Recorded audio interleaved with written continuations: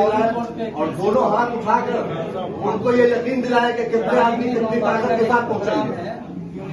पूरा हाथ दे उठा है, अभी भी कुछ असर बाकी है, नियत में अब ऐसी तो नहीं है। बहुत बहुत शुक्रिया।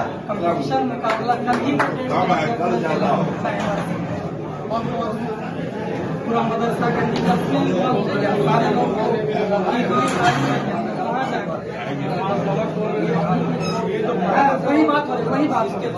वही बात उसको रद्द किया गया था। आगे पर इसका डेट बढ़ाया जाए।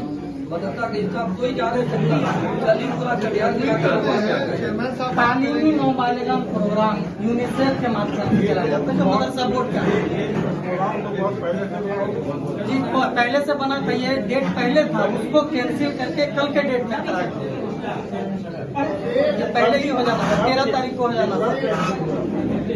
13 तारीख पहले दिया गया था, उसके बाद कैंसिल करके कल के डेट में 5-6 दिन पहले आज 5-6 दिन के बाद आप इस बात को ला रहे हैं।